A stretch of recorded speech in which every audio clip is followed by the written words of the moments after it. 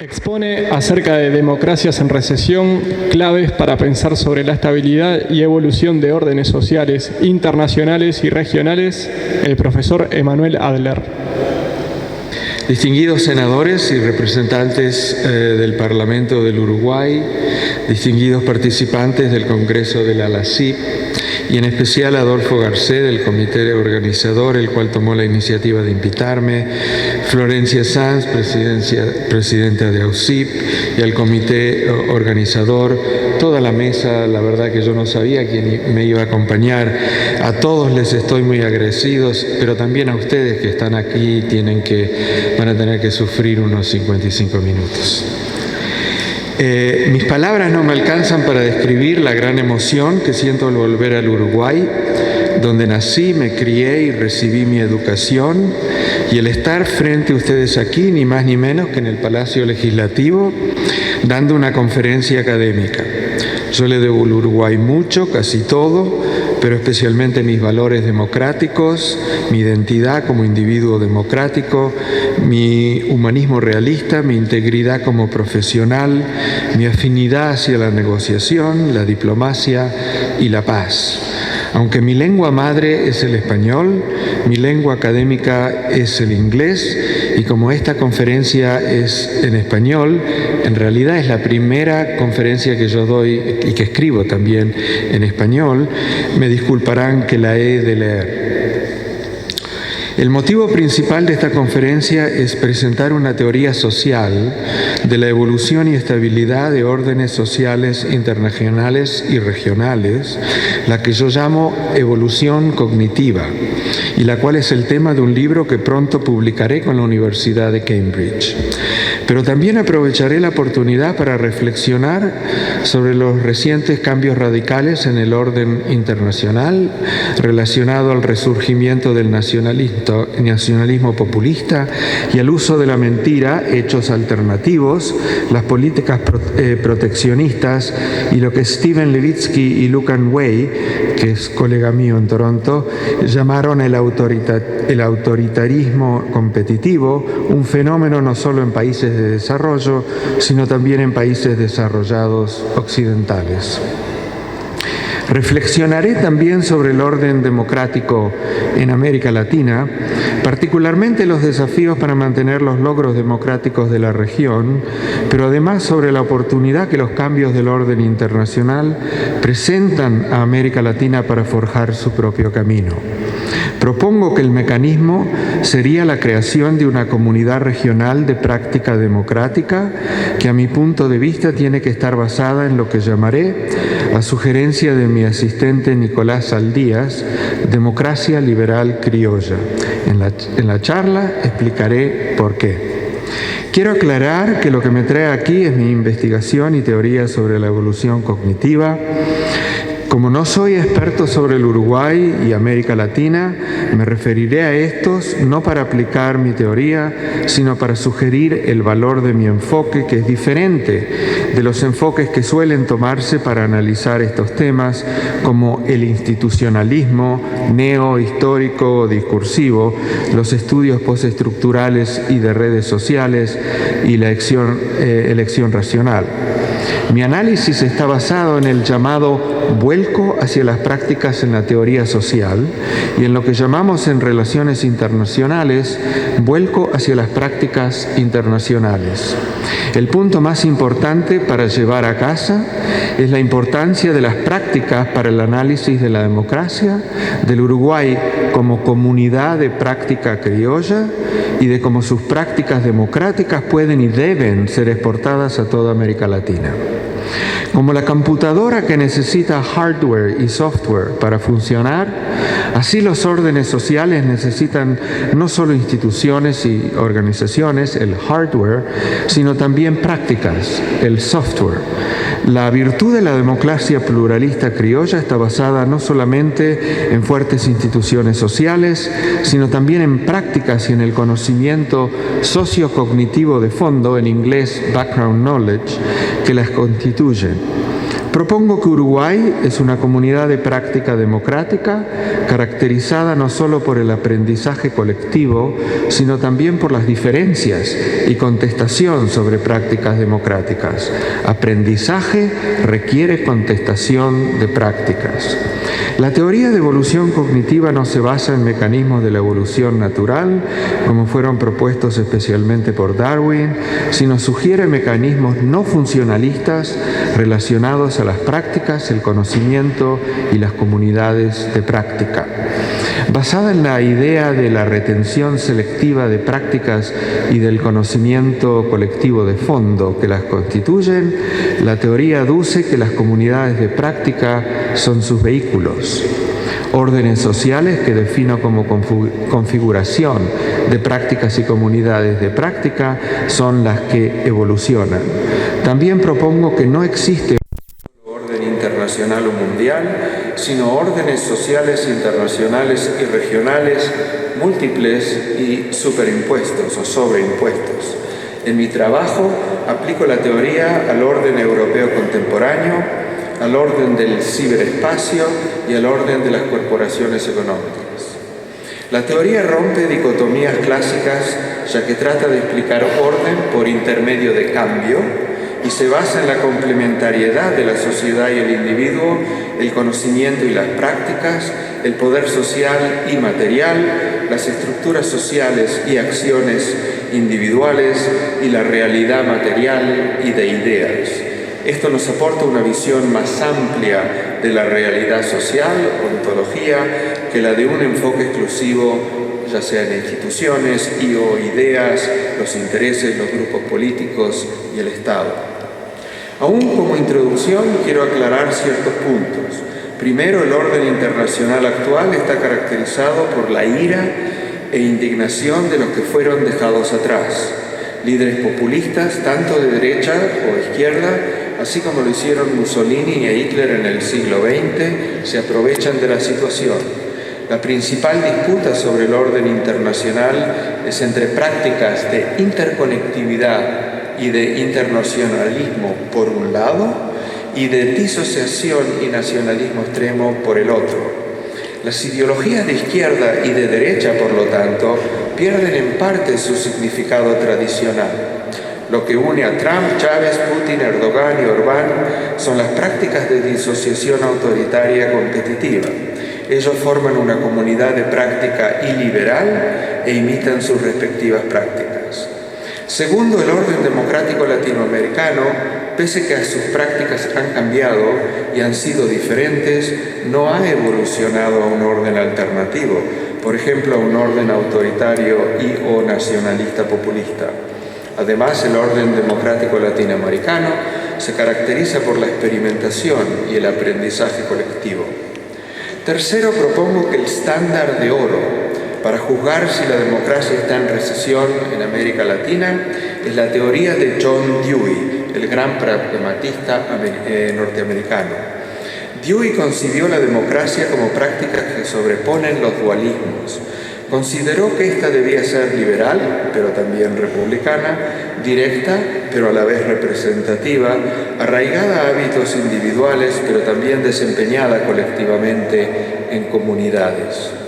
Luego señalaré que ciertos rasgos de la democracia criolla se asemejan a la teoría de Dewey.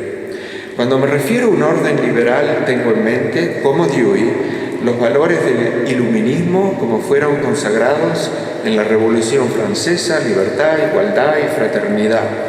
Esto significa que no me refiero al liberalismo político-filosófico basado en la total supremacía del individuo sobre la comunidad, y menos todavía al neoliberalismo económico tipo Milton Friedman, que en gran parte ha negado los principales valores del iluminismo liberal, como la igualdad y la fraternidad. Finalmente, aunque el orden democrático de América Latina se constituyó separadamente o paralelamente al orden internacional occidental, los cambios radicales recientes del orden internacional pueden afectar negativamente al orden democrático de América Latina. Pero dialécticamente también presentan oportunidades para desarrollar un orden regional democrático pluralista y autóctono. Para reforzar la capacidad de resistencia a las prácticas iliberales y populistas, la integración regional democrática tiene que estar al frente de la integración regional económica y no al revés. En un mundo de cambios radicales de orden internacional, la contribución del Uruguay al orden democrático latinoamericano será difundir su comunidad de práctica democrática. Ok, los que quieren ahora pueden echarse una siestita. Digo esto porque mi teoría es necesariamente abstracta.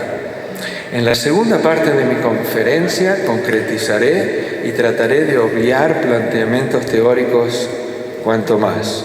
Así que yo no me ofendo. Y ahora, derecho a la teoría. Hay una historia interesante para empezar. Como indicó Carl Sagan, el famoso físico de Cornell, una vieja leyenda alude a un joven emperador japonés, quien era el líder nominal del clan Heike de samurái, que se ahogó durante una batalla naval en 1185. Los pescadores descendidos del clan de Heike todavía conmemoran la batalla cada año. Creyendo que el emperador todavía vagaba en el fondo del mar, cada vez que los pescadores atrapaban un cangrejo con marcas en la espalda que semejaban la cara de un samurái, lo tiraban de vuelta al mar. Sagan explicó las curiosas marcas en los cangrejos como el resultado de la selección natural. Supongamos que un cangrejo adquirió ese rasgo y se reprodujo. Los pescadores tiraban el cangrejo samurái de vuelta al mar debido a la semejanza entre la espalda del cangrejo y la cara de un samurái que se ahogó allí. Otros cangrejos se comían, pero cangrejos samurái se reproducían y sobrevivían preferencialmente. Uno se tienta a sostener que el mito del clan Heike causó la supervivencia del cangrejo samurái. El cangrejo tenía un significado y beneficio simbólico para el Heike, pero su especie se diseminó como una consecuencia no deseada del mito sobre el finado emperador Heike. Por otra parte, el pueblo Heike no tenía una pista acerca de la relación causal que favorecía la supervivencia del cangrejo. La leyenda debió motivar a individuos a hacer lo que hacían y por lo tanto mantener la leyenda viva. A un nivel está el caso de la selección natural, o sea física, aunque artificial, según la cual un mito humano causó la supervivencia selectiva y herencia de los genes del cangrejo samurái. En otras palabras, los cangrejos estaban en interacción con un medio ambiente que incluía a los seres humanos que como práctica arrojaron los cangrejos al mar. La consecuencia no deseada fue la supervivencia de los genes del cangrejo samurái. Sin el mito, habría pocos o ningún cangrejo samurái. A otro nivel tenemos la evolución cognitiva, la retención selectiva del mito, no solo en la mente de las personas. Si el mito existió solamente allí, moriría junto con las personas, sino también en la práctica recurrente de tirar los cangrejos samurái de vuelta al mar. La práctica sobrevivió no porque cumplía alguna función social para los Heike, como el funcionalismo ingenuo presupondría, o para lograr algún beneficio material como lo asumiría la elección racional, sino por otras tres razones. En primer lugar, el pueblo Heike asignó un significado simbólico a una especie de cangrejo que imaginaron se asemejaba al emperador ahogado. En segundo lugar, cuando lanzaron el cangrejo samurái al mar, los Heike actuaron intencionalmente y con conocimiento.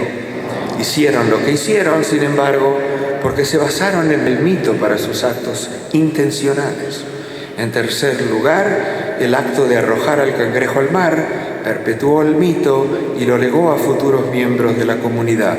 Sin las marcas en el cangrejo no habría ningún mito. Esta ilustración demuestra cómo y por qué un tipo particular de especies de cangrejo sobrevivió preferencialmente, pero también demuestra cómo un tipo particular de orden social representado simbólicamente por el ahogamiento de un emperador japonés, evolucionó y fue sostenido por una comunidad de práctica cuyos miembros, por lo que creían y por su identidad, echaban a los cangrejos samurái nuevamente al mar. Este relato sintetiza la teoría de la evolución cognitiva.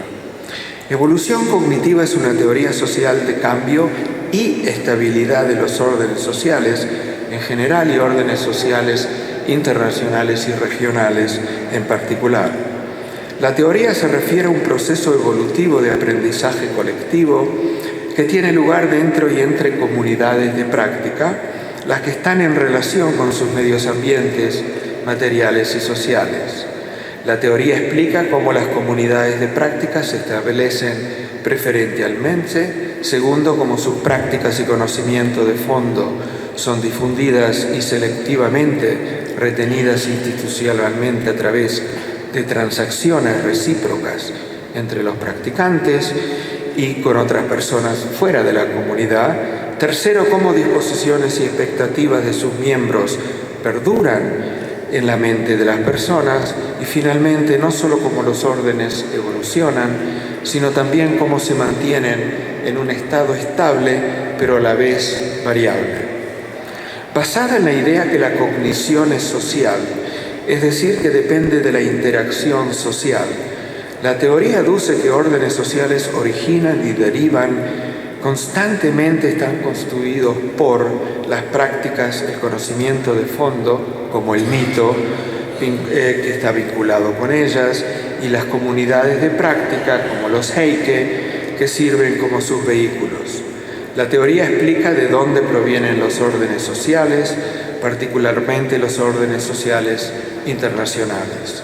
Esto nos permite saber por qué el mundo está organizado y gobernado por ciertas configuraciones de prácticas en lugar de otras, y por qué y cuándo estas configuraciones evolucionan de un tipo a otro. La teoría de la evolución cognitiva asume la existencia de un modelo de conocimiento general evolutivo, lo que significa que los mecanismos que explican la evolución natural no necesariamente explican la evolución social o cultural. Inspirada por los trabajos de filósofos pragmatistas americanos, tales como Charles Peirce, William James, John Dewey y Herbert Mead, de filósofos de la ciencia como Karl Popper y Stephen Toulmin, y del psicólogo Donald Campbell, mi teoría sugiere una explicación de la evolución de los órdenes sociales, no predictiva, sino retrospectiva. Como toda explicación evolutiva, los cambios de orden social no pueden predecirse con exactitud, pero pueden explicarse. La teoría se basa en una concepción de la realidad social que enfatiza los procesos y relaciones. Las estructuras sociales se representan a través de la práctica. Antes de continuar, algunas definiciones. Prácticas son acciones significativas socialmente que, al ser actuadas más o menos competentemente, encarnan, representan y materializan el conocimiento de fondo y el discurso que las constituyen. Prácticas tales como las diplomáticas, legales, médicas, financieras, de protección del medio ambiente, de derechos humanos y de democracia, están contenidas en contextos organizados, se articulan en tipos específicos de acción y se desarrollan mediante el aprendizaje. Conocimiento de fondo es conocimiento colectivo tácito y explícito, reflexivo, por ejemplo, reglas, normas, ideologías y conocimientos científicos que constituyen prácticas. Las normas, por ejemplo, además de ser conocimiento colectivo incorporado en las prácticas sociales, constituyen también las expectativas y disposiciones subjetivas de los practicantes. Comunidad de práctica, como las definió Etienne Wenger, es una configuración de un dominio de conocimiento consensuado, una comunidad de personas que se dedican regularmente a una actividad en común y una práctica compartida que encarna el conocimiento que la comunidad desarrolla, comparte y mantiene. El dominio del conocimiento dota a los practicantes un sentido de empresa conjunta que constantemente está siendo renegociada por sus miembros. Los practicantes funcionan como una comunidad a través de la interconectividad. Prácticas compartidas, a su vez, son sostenidas por un repertorio de recursos comunes, no solo materiales, sino también rutinas, sensibilidades y discursos. Órdenes sociales son configuraciones de práctica y comunidades de práctica. Estas organizan, estabilizan y gobiernan la vida social. La Unión Europea, por ejemplo, se basa no solo en ideas de integración y en organizaciones como la Comisión, sino principalmente en prácticas de integración económica, multilateralismo comunitario, ciudadanía supranacional y fronteras abiertas. Antes de las instituciones y los practicantes existen las prácticas. Somos profesores porque existe la práctica de la enseñanza. Otros son legisladores porque primero existe la práctica de legislación. A continuación me referiré al rol que juegan mis conceptos en la evolución cognitiva. Las prácticas y el conocimiento de fondo que las sostienen son el atributo estructural, the stuff, que se transmite en los procesos de replicación. Comunidades de prácticas, como ya lo he dicho, son los vehículos de las prácticas, que en interacción con el medio ambiente establecen la selección y la replicación de ciertas prácticas y no otras, por ejemplo, de prácticas democráticas pluralistas y no de prácticas autoritarias. Instituciones son estructuras sociales persistentes, generalmente manifestadas materialmente, compuestas de prácticas solidificadas, reified. Organizaciones y países son practicantes colectivos, que incorporan las comunidades de práctica que componen los órdenes sociales. El medio ambiente está formado por los contextos socioculturales y materiales de la evolución cognitiva. Esto incluye recursos materiales e institucionales, así como shocks exógenos o crisis. Lo que evoluciona son los órdenes sociales. Ok, ahora viene la parte causal y lo voy a leer despacito. Tengan en mente el relato de los Heike porque ayuda mucho. La selección y retención de prácticas y conocimientos colectivos de fondo en comunidades de práctica explican por qué las expectativas y disposiciones relacionadas a esas prácticas sobreviven preferencialmente en la mente de los practicantes. Estas subjetividades se convierten en las razones de las acciones de los practicantes. Las acciones reproducen las prácticas y conocimiento. La propagación activa de práctica por parte de las organizaciones y los sistemas políticos dentro de los cuales las comunidades de práctica se establecen promueve la retención selectiva de nuevas subjetividades. Órdenes sociales evolucionan cognitivamente según 3 mecanismos estructurales. En primer lugar, evolucionan de acuerdo a procesos de aprendizaje, negociación, contestación e identificación dentro de las comunidades de práctica. El orden social de la Unión Europea, por ejemplo, debido a la contestación dentro de las comunidades de práctica europeas, puede evolucionar en el futuro hacia un orden social de disociación. Yo espero que no, pero puede pasar. Segundo, órdenes sociales evolucionan también cuando comunidades de práctica se establecen preferencialmente vis-à-vis comunidades de práctica competidoras y sus prácticas y conocimiento de fondo son heredadas a futuros practicantes. El orden social del ciberespacio se caracteriza por la contestación entre 2 comunidades de práctica, una orientada hacia lo nacional y la seguridad y la otra orientada globalmente. En otras palabras, entre la NSA y Snowden. Finalmente, órdenes sociales internacionales evolucionan debido a la invención de nuevas instituciones y organizaciones. La invención de la corporación económica moderna en el siglo XIX condujo al desarrollo de innumerables prácticas corporativas y de comunidades de práctica corporativas que constituyen los órdenes corporativos actuales.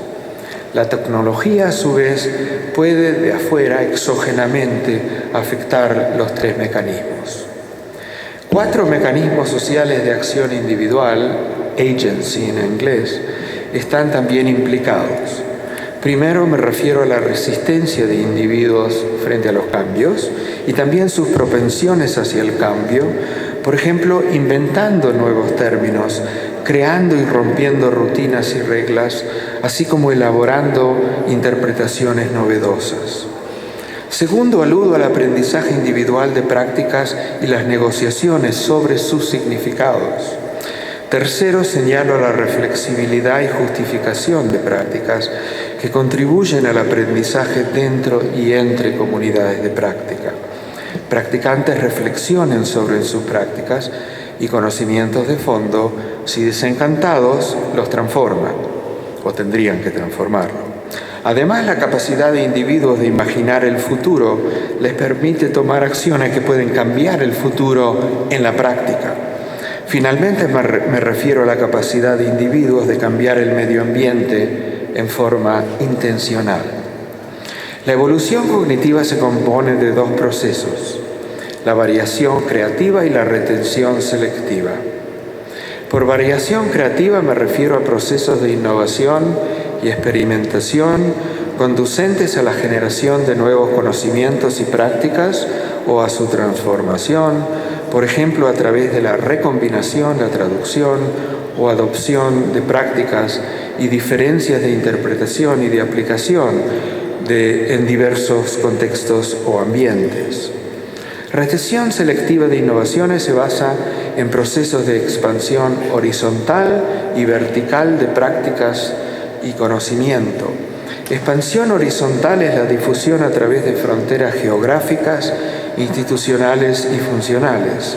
La expansión se produce a través de la incorporación de conocimientos y prácticas en rutinas, organizaciones, en los flujos del conocimiento dentro y entre comunidades de práctica y en las políticas públicas, leyes y reglamentos de entidades políticas y al mismo tiempo en disposiciones y expectativas de los practicantes.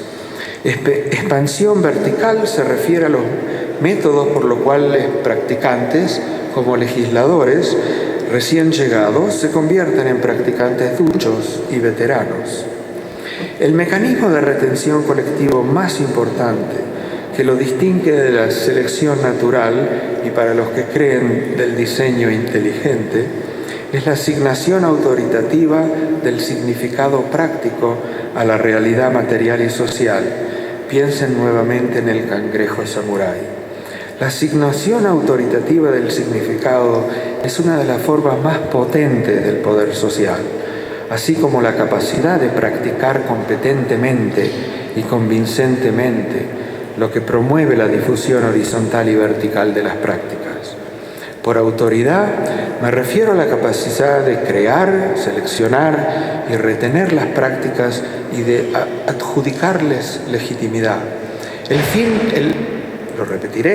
fin de la Guerra Fría ejemplifica cómo, debido a la pérdida de la autoridad de las prácticas e ideología de la Unión Soviética y sus aliados y a la crisis de legitimidad que esto causó, ellos no pudieron defender sus regímenes, aunque materialmente tenían los medios.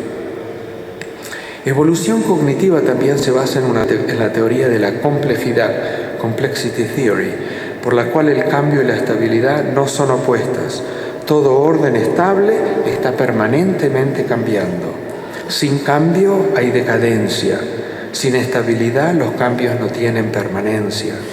Solamente cuando los cambios adquieren una masa crítica y pasan un punto de inflexión, tipping point, como aconteció con la caída del muro de Berlín, los órdenes evolucionan.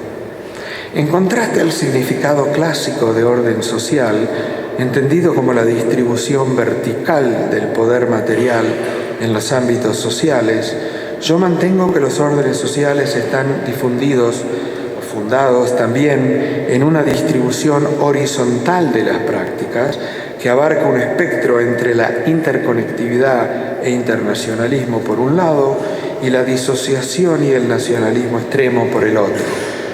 No existen, sin embargo, tipos ideales de interconectividad o de disociación. Diplomacia multilateral y el derecho internacional, por ejemplo, están más cercanos del polo de la interconectividad. Mercantilismo y fronteras herméticas, por otra parte, están más cercanos del polo de la disociación. La mayoría de órdenes sociales internacionales y regionales son un híbrido y no necesariamente contradictorios. Interconectividad internacional puede y debe entenderse no necesariamente como un rechazo de las comunidades nacionales. En cambio, debe entenderse como una medida práctica para adaptar comunidades nacionales a una realidad internacional y global, y también como una estrategia para contener la amenaza de nacionalismos autoritarios y populistas a la democracia. Cuando se trata de órdenes sociales de carácter internacional, como ya lo he dicho, mantengo que no hay un solo orden internacional o mundial, sino una pluralidad de órdenes sociales internacionales superimpuestos, ya sea geográficos o funcionales. Explicaré esto más detalladamente a continuación, ya que paso a referirme al orden internacional después de una pauta comercial.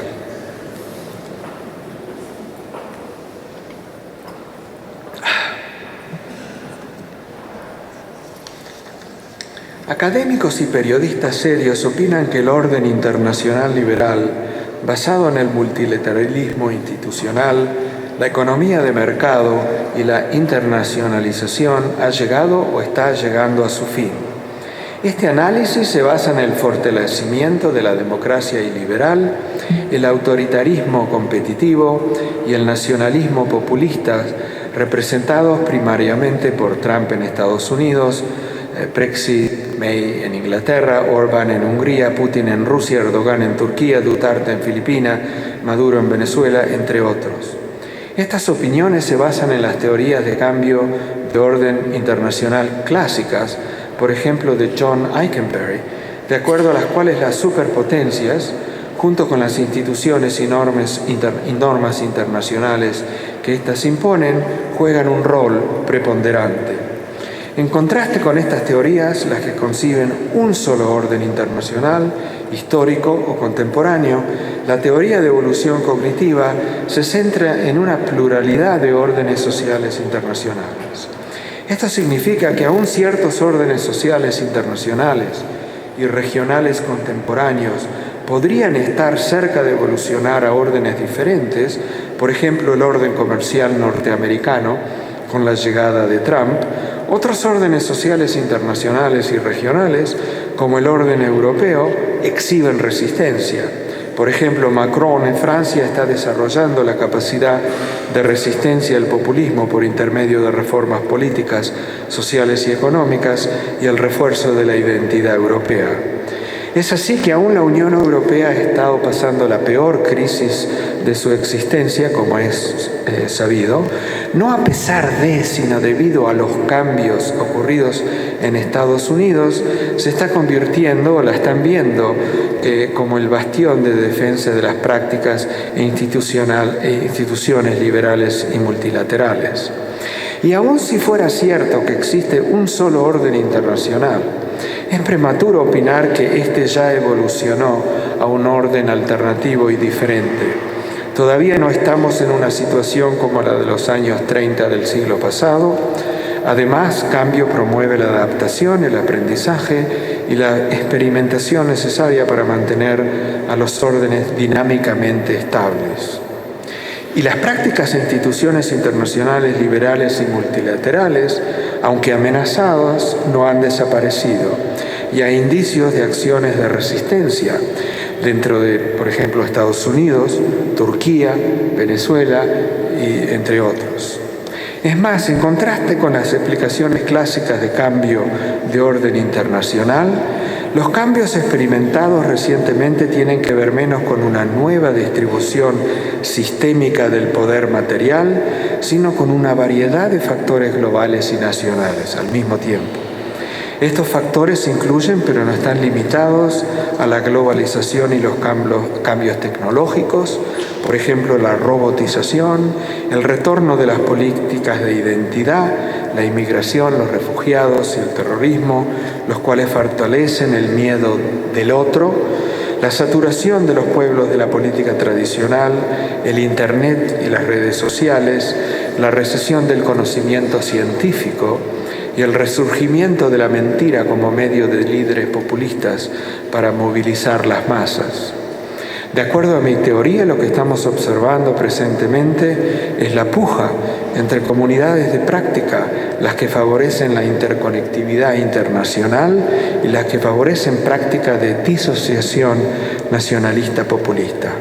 Esta puja no es solamente de ideas y entre instituciones, nuevamente el hardware, sino especialmente de práctica, el software. Es prematuro saber cuál será el resultado de esta contestación de comunidades de práctica. Estamos viviendo un experimento, lo estamos presenciando. Además, los órdenes liberales e iliberales pueden estar sobreimpuestos por tiempo prolongado, de tal manera que el orden existente todavía no ha evolucionado, pero un nuevo orden todavía no se ha afianzado. En mi opinión, el cambio endógeno de las comunidades de práctica de interconectividad en direcciones de prácticas sociales democráticas pueden definir la puja entre comunidades de práctica a su favor. Interesantemente, a la vez que Trump está adoptando las prácticas autoritarias populistas, declara la guerra al internacionalismo liberal y adopta el mercantilismo, América Latina, que fue el canario en la mina del carbón, esto es, predeció, creó y refinó prácticas populistas, autoritarias y nacionalistas, aunque con dificultad, trata de aferrarse a la democracia pluralista y a ideas pluralistas. Esto crea una situación sin precedentes en América Latina, por la cual la adopción de prácticas iliberales como el mercantilismo y el populismo significaría alinearse con los Estados Unidos de Trump y un orden internacional iliberal. América Latina, sin embargo, puede y debe desarrollar su propio orden regional, democrático, pluralista y a la vez republicano, con estados activos para la promoción de la igualdad social y abiertos a la interconectividad regional e internacional. Para esto deberá promover y reforzar la democracia pluralista y republicana. En resumen, una teoría basada en las prácticas genera un muy reservado optimismo que los recientes cambios radicales mundiales, como el trumpismo, no auguran necesariamente un nuevo orden internacional nacionalista extremo, incluso fascista, con carácter general. Pero este aún puede realizarse, no solo debido a la influencia material de los Estados Unidos, sino también porque ésta facilita el empoderamiento de una comunidad de práctica internacional y liberal. Esto me trae al tema de las democracias en recesión en América Latina. Yo prefiero referirme a democracias en renovación. No me meteré en camisas de 11 varas a definir la democracia, ciertamente no frente a este público de legisladores y académicos tan distinguidos. Pero como dije en la introducción, hablaré de la teoría pragmatista de democracia de Dewey y sobre la práctica de la democracia criolla. Mi ponencia es un enfoque sobre la democracia como práctica, la renovación de la democracia por intermedio de comunidades de práctica y la difusión de prácticas democráticas. La concepción pragmatista de Dewey de democracia se caracteriza por la negación de las dicotomías. Dewey consideró que la democracia no es solo un sistema de gobierno encarnado en instituciones, nuevamente hardware, sino también en un orden social ético, o sea, una configuración de prácticas que individuos aceptan habitualmente y como parte de su identidad, el software. A la vez es un modo de asociación comunitaria y de identidad colectiva. Los individuos aprenden y desarrollan sus capacidades cívicas en comunidades, como ser la negociación, el compromiso y el consenso. Practicantes democráticos practican la democracia en interacción con todos los sectores de la sociedad. Por lo tanto, la democracia no es solamente una práctica política, sino también social. De acuerdo a Dewey, la democracia tiene que asumir los valores morales liberales de libertad, igualdad y fraternidad y estar basada en prácticas de participación y cooperación pluralista. Pero al mismo tiempo tiene que ser republicana, o sea, presentar una comunidad moral donde los individuos aprenden las virtudes políticas para reflexionar, negociar y experimentar con y mejorar la democracia. El Estado juega un rol importante para asegurar, por intermedio de prácticas legales, las condiciones sociales para que todos los ciudadanos tengan oportunidades iguales y puedan expresar sus intereses sin restricciones. Quizá más importante, la democracia tiene que ser a la vez directa y representativa. A diferencia de los conceptos elitistas de la democracia, que opinan que las masas son ignorantes, Dewey concibió lo que él llamó el público, que tiene que hacerse oír, ya que lleva en sí el conocimiento práctico y la experiencia de una democracia de cooperación. Esto significa que la calidad del conocimiento democrático está basada en parte en la experiencia y práctica del público. Al mismo tiempo, la democracia depende de prácticas representativas, como el Estado de Derecho, y de instituciones representativas, como ser los partidos políticos, el Parlamento y las Cortes. El aprendizaje y la educación son cruciales para la concepción de democracia de Dewey. Por intermedio de la educación se adquiere y se difunde el conocimiento de fondo que constituye las prácticas democráticas. Como escribió Christopher Ansel, el conocimiento experimental adquirido por aprendizaje es habitual, pero en momentos de decisión o de crisis, este se convierte en reflexivo. Por intermedio de la reflexibilidad experimental, se reconstruye el conocimiento democrático y así las prácticas democráticas, como dijo Philipp Schmitter, se van reformando o, en mis propias palabras, renovando.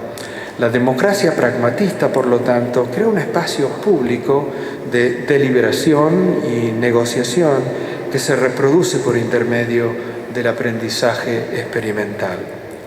Sería un atrevimiento de mi parte darles cátedra sobre la democracia uruguaya, tema que conozco ligeramente, pero con mucha prudencia, observando que Uruguay ha tenido su medida de guerras civiles y golpes de Estado en el pasado, y por lo tanto con un poco de exceso para exponer mi argumento como caso ideal en el sentido de Max Weber, diré que encuentro semejanzas entre la democracia concebida por Dewey y la liberal criolla. Para empezar, Uruguay está caracterizada por una democracia directa, especialmente por intermedio de plebiscitos populares promovidos por la sociedad civil. Al mismo tiempo, se caracteriza por una democracia representativa con vigorosos partidos políticos que juegan un rol importante más allá de los movimientos sociales. También el Uruguay tiene una tradición arraigada del Estado del Derecho y una ciudadanía desarrollada y activa. El poder en Uruguay está investido no en un líder dominante, sino una multiplicidad de individuos, y su cultura política tiene los valores democráticos arraigadas con raíces históricos. Así como Europa de la posguerra aprendió a lo que quiere dejar atrás, el pasado histórico del Uruguay sirvió como guía para aprender lo que se quiere dejar atrás, a lo que no se quiere volver. Por lo tanto, este aprendizaje quedó grabado en el conocimiento de fondo de sus prácticas democráticas y Uruguay evolucionó cognitivamente hacia una democracia liberal relativamente madura. En realidad, hoy día la democracia en Uruguay es parte de la identidad de una mayoría de uruguayos. Uruguayos se sienten diferentes que los demás en la región debido a sus prácticas democráticas. En práctica de fútbol todos dan patadas. Uruguay se caracteriza no solamente por sus instituciones políticas y sociales relativamente fuertes, sino también por las prácticas liberales basadas en el debate, el compromiso, el consenso y la inclusión, esta última no solamente de diversos sectores, sino también de la oposición. A diferencia de otros pueblos latinoamericanos que se autodefinen como nación, los uruguayos se autodefinen más que nada como república. La democracia liberal criolla, pues, es también republicana, en la cual el Estado juega un rol importante de defensa de los derechos y el bienestar de la población. Así como la democracia concebida por Dewey, el público es empoderado por la educación.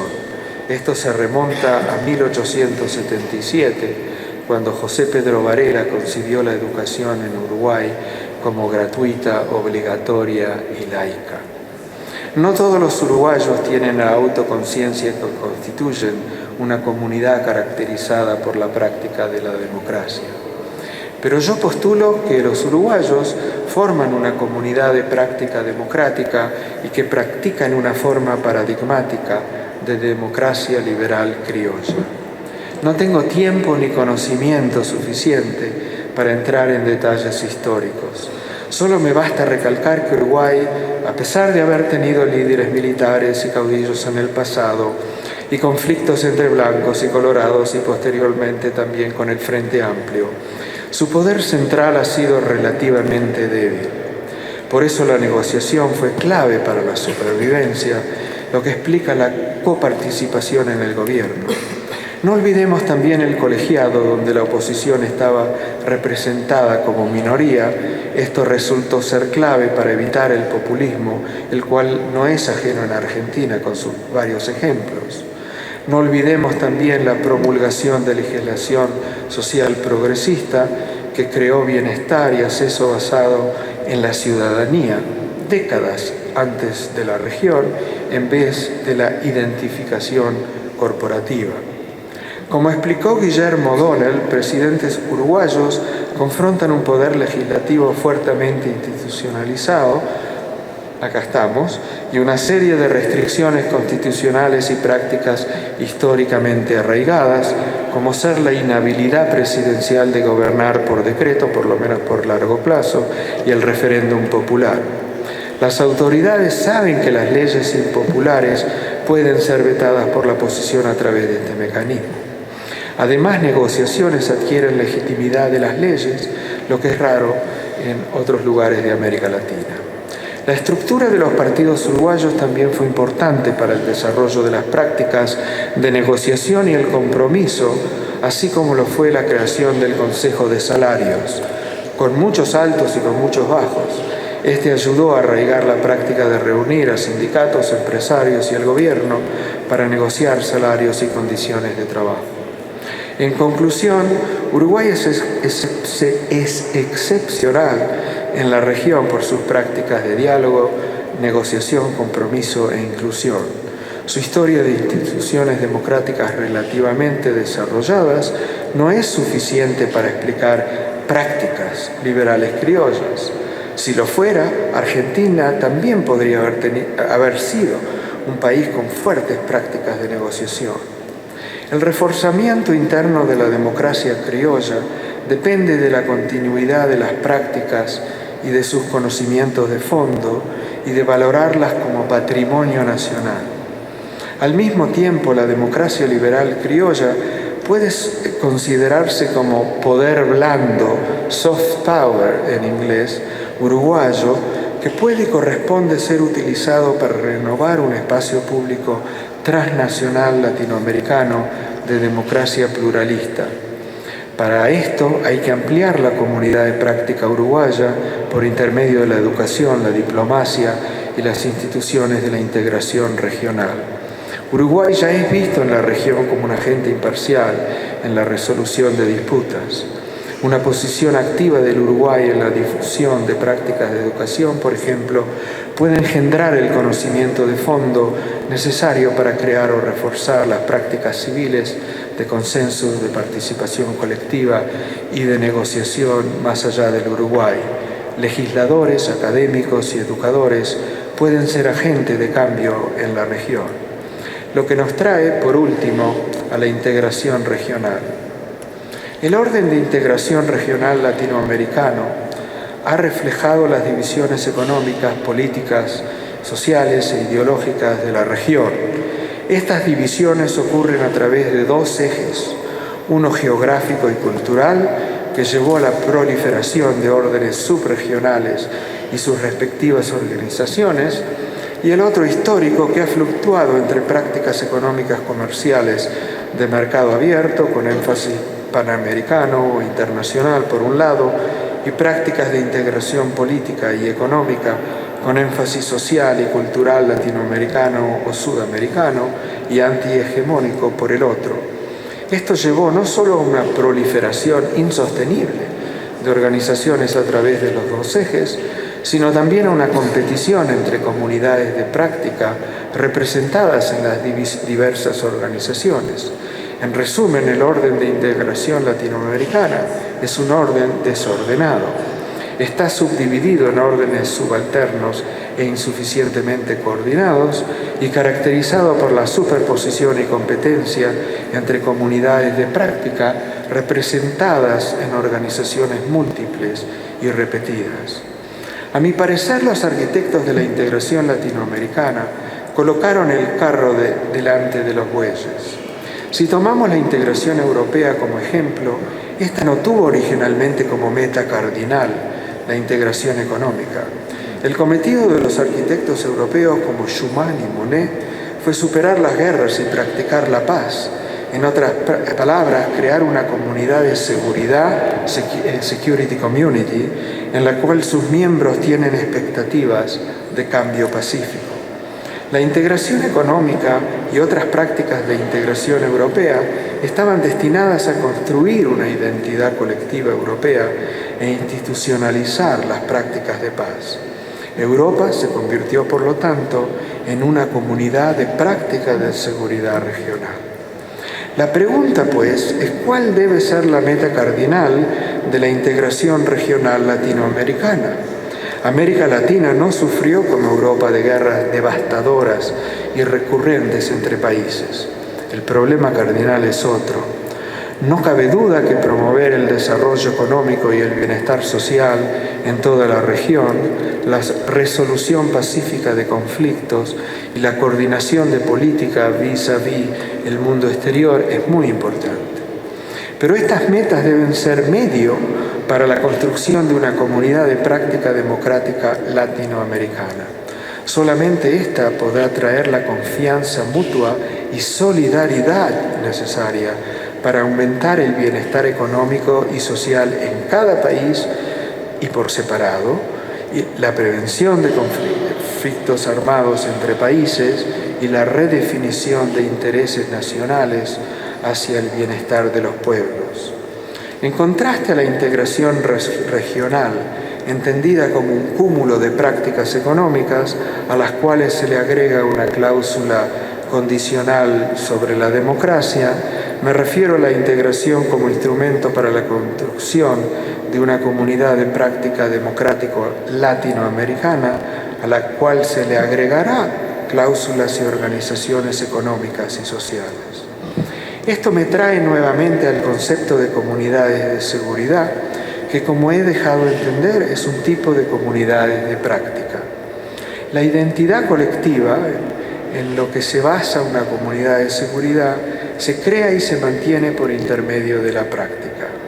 Organizaciones de seguridad como el Consejo Sudamericano de Defensa del UNASUR pueden ayudar a construir comunidades de seguridad por intermedio de la interacción y de prácticas de seguridad comunes. Pero para constituir la identidad colectiva, solidaridad y confianza mutua de los pueblos, y no solo de las élites, es necesario practicar prácticas colectivas que garanticen la libertad, igualdad social y fraternidad. Las prácticas de educación, negociación e inclusión pueden jugar un rol importante en este tipo de integración. Prácticas, por ejemplo, que acercan a los ciudadanos a la acción política, social y cultural, como la iniciativa uruguaya Somos Mercosur, y prácticas de educación que ayudan a difundir las prácticas de compromiso negociación y de participación civil, por ejemplo, por intermedio de la creación de una escuela transnacional de política pública y estudios globales de posgraduado, donde se enseñen prácticas democráticas pluralistas a las futuras élites políticas, económicas y sociales. No menos importante es la instrucción a nivel escolar de democracia cívica, del Estado de Ley y de integración regional. Será también importante desarrollar y difundir prácticas que vinculen entre la democracia representativa y la directa o participativa, por ejemplo, coordinando la acción entre gobierno, partido político y movimientos sociales, como sucedió en Brasil con las conferencias de política nacional.